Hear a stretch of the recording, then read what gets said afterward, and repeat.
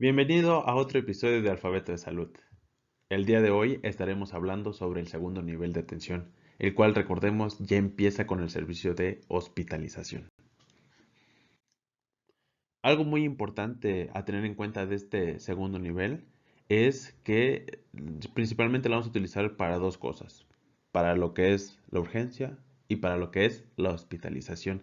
Entonces la pregunta que vamos a resolver hoy es ¿a dónde tengo que ir si tengo una urgencia? Y otra cosa importante, ¿qué tengo que hacer si quiero ser atendido por un especialista? Y en este caso, para ambas preguntas es donde entra en juego los hospitales de segundo nivel. El intermediario entre el primer nivel de atención que ya estuvimos detallando previamente y el tercer nivel de atención, el cual es un nivel muy especializado. En los hospitales generales la dinámica va a ser muy diferente. En el primer nivel de atención hablábamos de que se atienden enfermedades básicas, se dan primeros auxilios y en el caso de los centros de salud que ya tienen hospitalización se internan padecimientos leves y también se hace promoción a la salud. En el hospital de segundo nivel esto es diferente. Debemos entender que los hospitales de segundo nivel ya su función ya no es preventiva. En el caso de los hospitales de segundo nivel, están enfocados a lo curativo. Aquí la intención es atender las urgencias fuertes, hospitalizar a personas con problemas graves y aquí se integra un nuevo servicio que muy pocas veces se ve en un hospital básico comunitario. Se puede ver ahí, pero generalmente va a ser en ese tipo de hospitales. Se agrega el servicio de cirugía. Si bien un hospital básico comunitario ya puede tener un pequeño quirófano, este quirófano va a estar enfocado a atender procedimientos quirúrgicos urgentes. Si se tiene la posibilidad de mandar o de que la cirugía se haga en un hospital de segundo nivel, se va a preferir mucho, y siempre se va a preferir eso, que sea en un hospital grande, que sea en este tipo de hospitales. Y por parte de la Secretaría de Salud, estos hospitales van a ser conocidos o los vamos a distinguir como hospitales generales. Es decir, va a decir hospital general y después va a decir un nombre, que puede ser el municipio en el que está o puede ser un nombre otorgado como tal por el servicio, que el hospital ya lo tenga así. Aunque la mayoría de las veces va a ser el nombre del lugar en el que está. Por ejemplo, en el estado tenemos el Hospital General de Tapachula, podríamos encontrar el Hospital General de Acapulco, el Hospital General de Oaxaca o el Hospital General más grande que es el Hospital General de México, que muchas veces se le suele decir el General de Generales, porque es un hospital, si bien es general, la verdad es que su atención va desde la especialidad hasta la alta especialidad, pero porque es un hospital que ha crecido mucho. Fuera de esa área de la Ciudad de México, los hospitales generales de los estados van a ser, en cuanto a resolución, muchos más pequeños. ¿Qué debemos entender de este tipo de hospitales? Pues que ya empezamos a encontrar otro tipo de servicios. Si nos damos cuenta, su base se va a fundamentar en dar consultas, pero esta consulta va a ser de especialidad. Aquí el médico general ya va a tener muy poca función. Recordemos que siempre mencionamos qué tipo de personas vamos a poder encontrar. Y resolvamos la primera pregunta. ¿En un hospital general voy a encontrar médicos de información? Y la respuesta es que sí.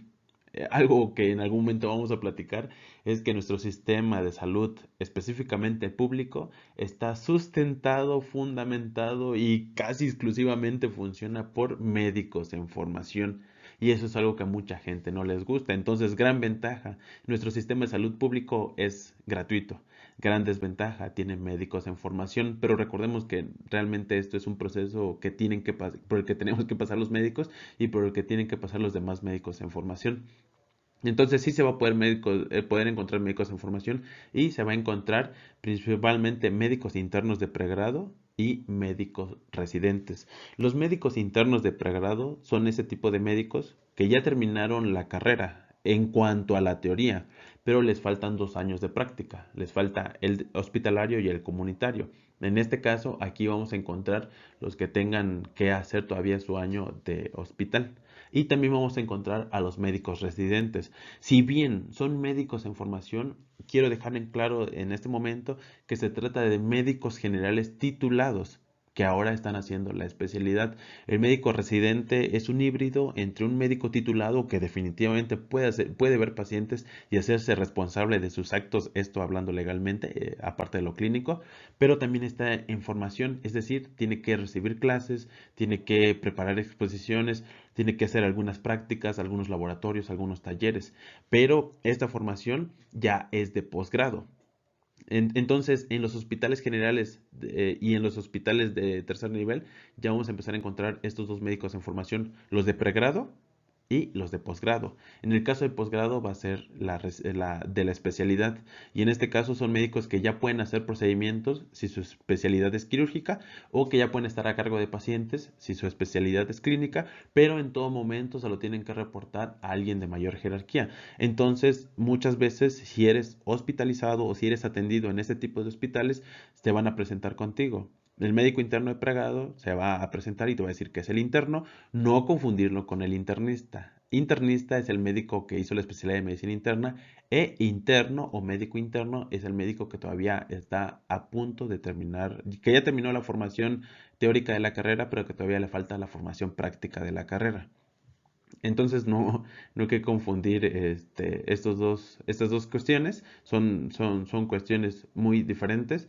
Y también otra cosa que tenemos que recordar es que en esta presentación van a haber números. Por ejemplo, puede que en tu expediente o al momento de que un médico se comunique contigo te diga, va a decir, soy Miguel y soy residente de primer año de cirugía o soy residente de primer año de medicina interna. En este caso, todas las especialidades médicas están determinadas por un número de años.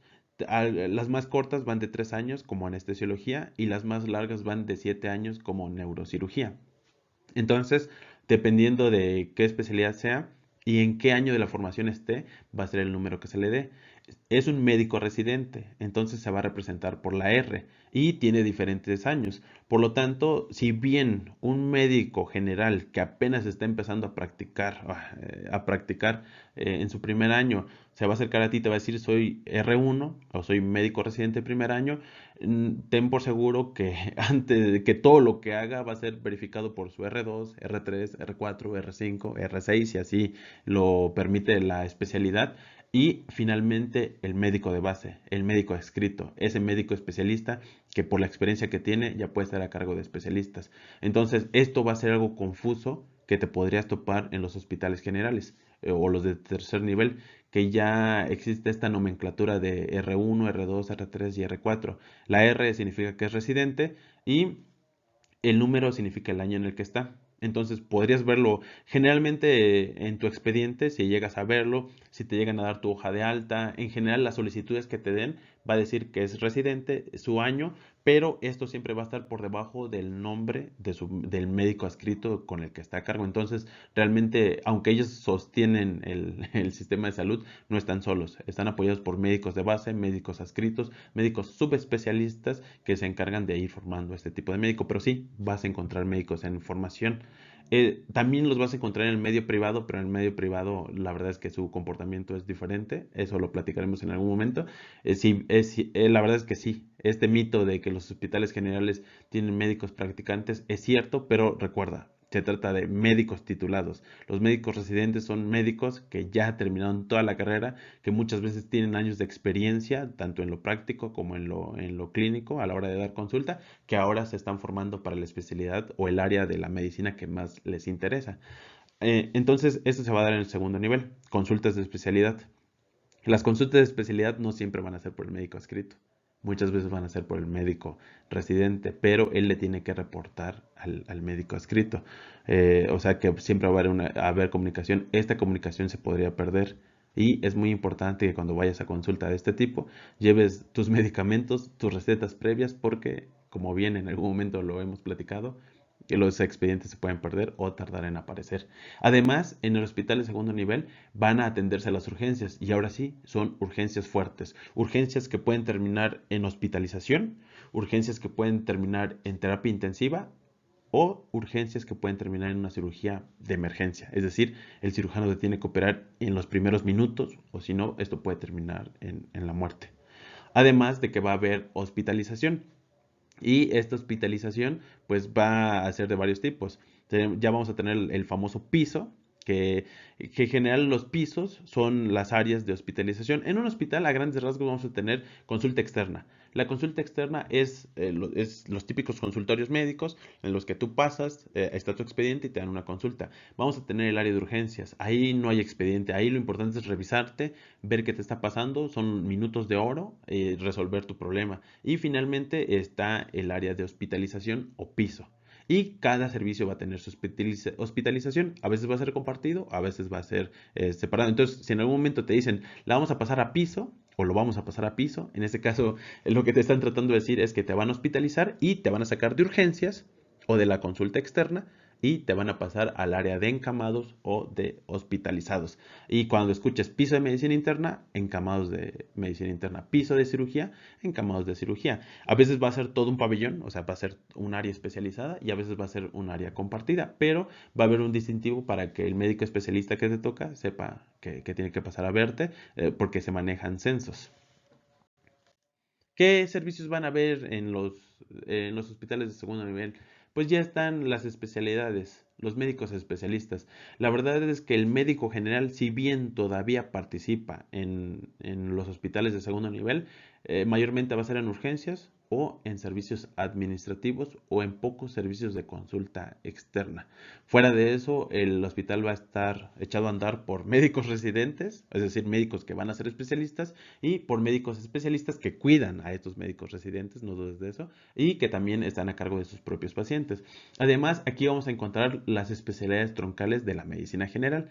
Ya vamos a encontrar ginecología y obstetricia, o sea, todo un área para ginecobstetricia, un área de urgencias, un área de medicina familiar, un área de pediatría, un área de medicina interna y también cirugía y traumatología. Además de que aquí ya se tienen quirófanos y estos quirófanos, es decir, donde te pueden operar, son de varios tipos.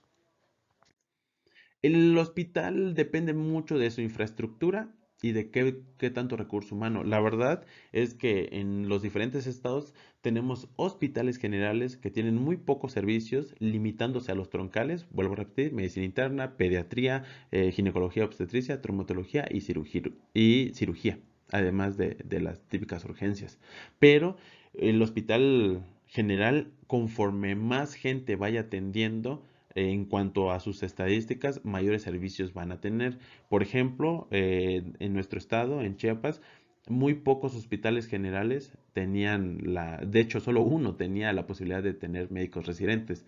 Actualmente la mayoría de los hospitales generales, no todos, pero la mayoría ya reciben médicos residentes por la misma carga de trabajo, además de que se van habilitando más especialidades. En este caso, pueden haber especialidades generales. Y con esto de general, recordemos, he hablado del médico general, que es el que no tiene especialidad, pero también dentro de las especialidades hay especialidades generales. Sí, seguramente has escuchado que existe el inmunólogo pediatra, el cardiólogo pediatra. Bueno, entonces, antes de ser cardiólogo pediatra tienes que ser pediatra. Y dentro de la pediatría, el pediatra es un pediatra general. Suena confuso. Tenemos al médico general que no se ha especializado. Cuando se especializa, pues ya deja de ser médico general. ¿Adivina qué? Dentro de las especialidades, las troncales o las generales o las que dan más ramitas se llaman generales. Entonces, el pediatra, a pesar de que se dedica a ver niños y ya no ve adultos y ya no ve mujeres embarazadas, en este caso es un especialista general porque le tiene que dar información al cardiólogo pediatra, al cirujano pediatra, a cada una de esas subespecialidades. Esto lo vamos a platicar más detalladamente en otro video, pero actualmente hay subespecialidad. Entonces, algunos hospitales generales pueden llegar a tener precisamente esto. Tienen que tener especialidades, eso es definitivo. Las troncales las tienen que tener, no puede funcionar sin eso. Y además van a haber subespecialidades. Estas subespecialidades van a depender de la carga de trabajo del hospital. La verdad es que la mayoría de las veces estas subespecialidades se van dando de acuerdo a las estadísticas. Entre más pacientes vea un hospital y mayor necesidades tengas, la contratación o el recurso humano se habilita para poder atender estas cuestiones. Entonces, aquí puedes ver una lista de cuáles son las subespecialidades y subespecialidades que se pueden llegar a encontrar en un hospital general. Esto de las especialidades es confuso. Realmente, si bien todas son ramas de la medicina general, para poder llegar a esa formación se tienen que pasar por diferentes procesos formativos. Entonces, cuando el requisito para una especialidad es que ya seas especialista, se vuelve una subespecialidad. Por ejemplo, medicina crítica, medicina intensiva, esta medicina que se encarga del paciente muy grave, que le pasó algo muy fuerte y que está al borde de la muerte, potencialmente recuperable. Esta es una característica de la medicina intensiva. Si tienes un familiar en terapia intensiva, el pronóstico es malo, pero existe potencial de recuperación. Es decir, que si los esfuerzos se hacen en el momento adecuado, con las técnicas adecuadas por un médico especializado, el potencial de que se recupere es alto. Entonces es un limbo en el que claramente puede terminar en la muerte, pero existe la posibilidad de recuperarse. Porque los pacientes que tienen muy mal pronóstico no se van a recuperar, no pasan a esta área. Entonces, para ser médico intensivista, tuviste que haber sido o anestesiólogo o urgenciólogo o haber cursado algunos años o incluso haber terminado medicina interna. Entonces, esta es una subespecialidad. Al final de cuentas, esta es una especialidad. Pero para distinguir que realmente se necesitó la carrera de medicina, una especialidad y ahora te formaste por más tiempo, ya se le nombra subespecialidad, que ya se van a poder encontrar en este tipo de hospitales. Entonces, ¿qué debo tener en cuenta los hospitales generales?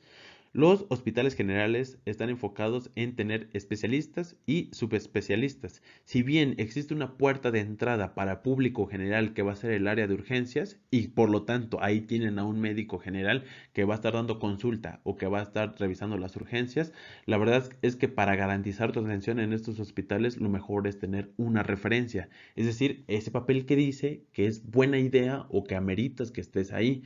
Si definitivamente puedes llegar como público general, ubicas el hospital, ubicas tu entrada de urgencias, lo preguntas con algún vigilante o con alguien que esté encargado, llegas al área de urgencias y esperas tu turno. Si llegas muy grave, los médicos se van a dar cuenta y te van a atender rápido. Si no llegas tan grave, tendrás que esperar a que se quite el trabajo.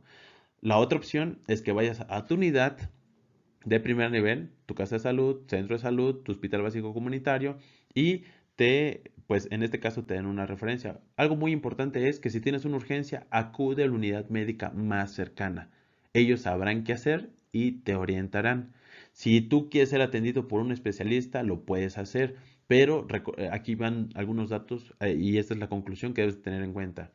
Si tienes una urgencia y tienes un hospital de segundo nivel cerca de tu casa, ve, es la unidad médica más cercana y por lo tanto es la que te debe de atender.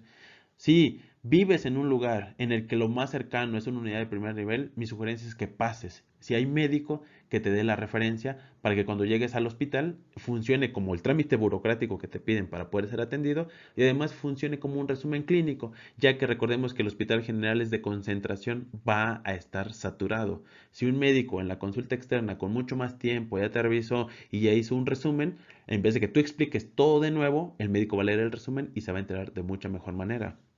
¿Qué pasa si quiero pasar con un especialista? La consulta externa de especialidad de los hospitales de este tipo es solo por referencia.